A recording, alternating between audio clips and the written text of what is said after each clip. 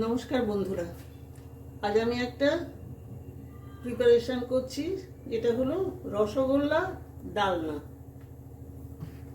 আপনারা দেখুন, এবং এটা খুবই ভালো লাগবে, খেতে খুবই ভালো লাগবে।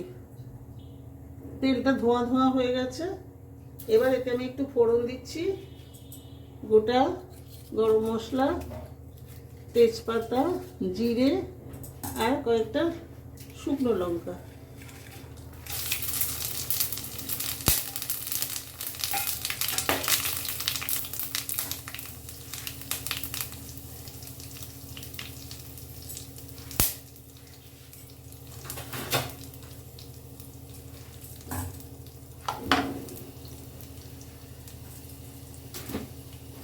এবার আমি এতে একটু হলুদ দেবো, দিয়ে একটু আদা দেবো,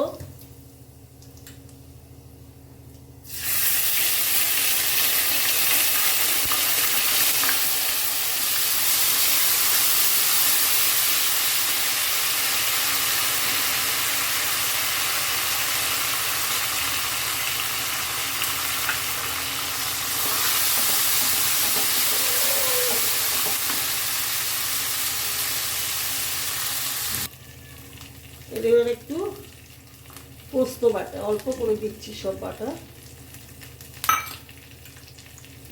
আর দেবো একটু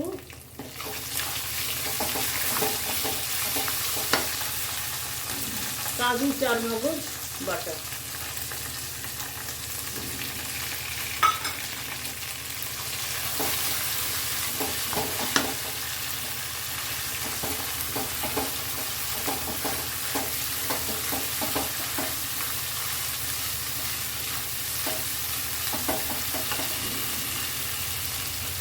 এইবার দেবো আমি একটু এতে লঙ্কার গুঁড়ো, একটু জিরের গুঁড়ো, একটি গোলমরিচের গুঁড়ো,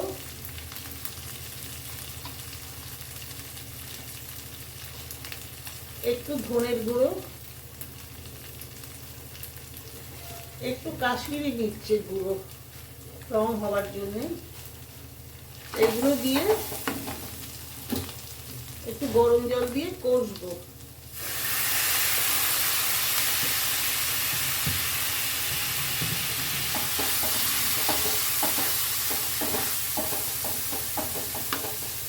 এবার আমি এতে দেব একটু নারকেল বাটা,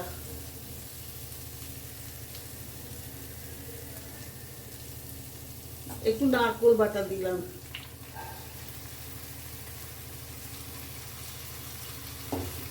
আর দেবো একটু দই, ঘরে পাতা দই।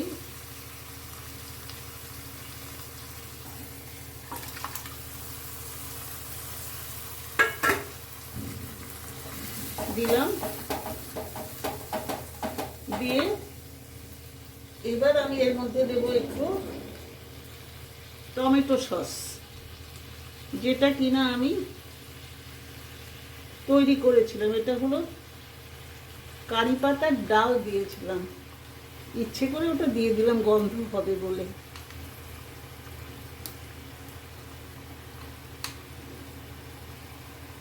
টমেটো সস আমার বাড়িতে তৈরি করা, খুব টেস্টফুল। যে কোনো স্ন্যাক্স এই সস দিয়ে খাওয়া হয়ে যায়।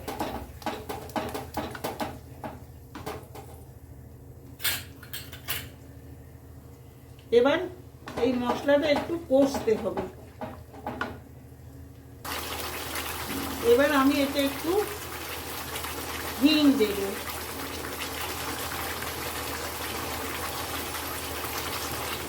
হিংটা প্রথমে দিলে না গন্ধটা কম আসে, শেষের দিকে দিলে গন্ধটা ঠিক ঠিক আসে।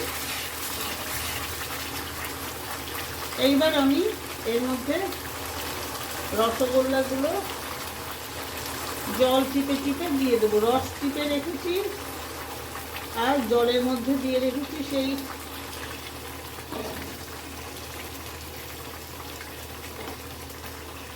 এইগুলো চিপে রাখছিলাম,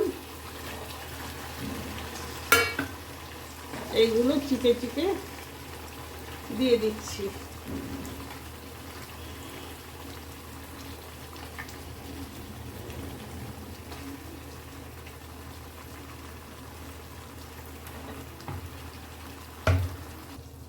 এবার আমি এর মধ্যে কতগুলো কাঁচা লঙ্কা, আস্ত কাঁচা লঙ্কা ফেলে দেবো, একটু ধনে পাতা দেবো কুচিয়ে,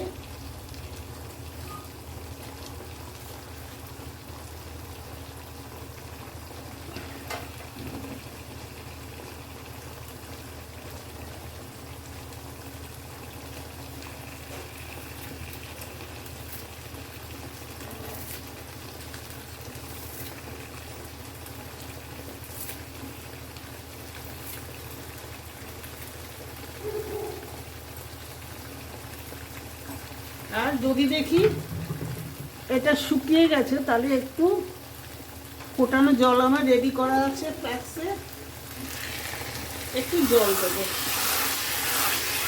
সামান্য জল দেবো, ফোটানো জল আছে এই যে ফ্লাক্সে।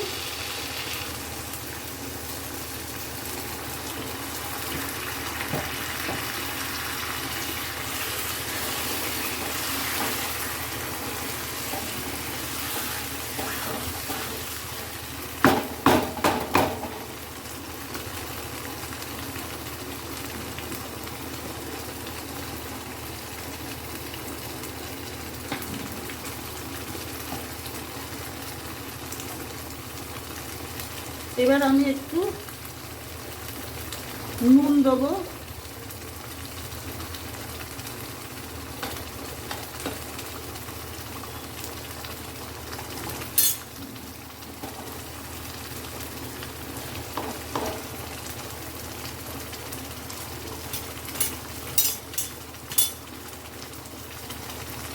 একটু নুন দিলাম, আর সামান্য গুড় দেবো, একটু ঘি দেবো,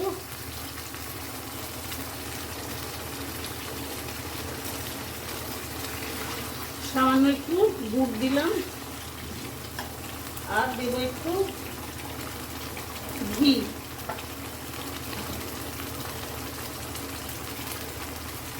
একটু ঘি দিলাম,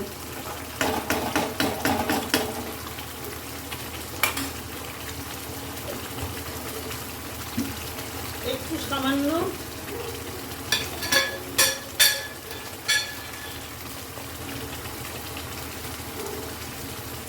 গরম মশলা দেবো, আমার হাতে তৈরি,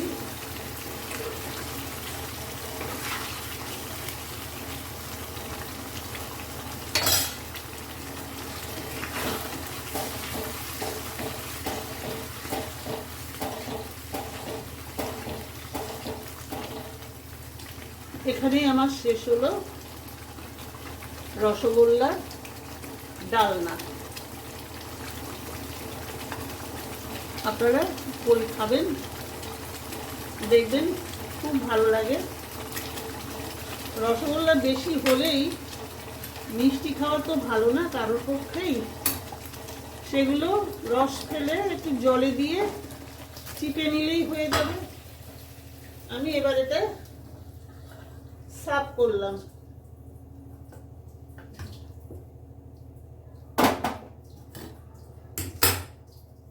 হয়ে গেল আমার রসগোল্লার ডালনা। আপনাদের যদি পছন্দ হয় তাহলে আপনারা শেয়ার করবেন, লাইকস দেবেন, কমেন্টস করবেন প্লিজ। এখানে শেষ করছি, নমস্কার।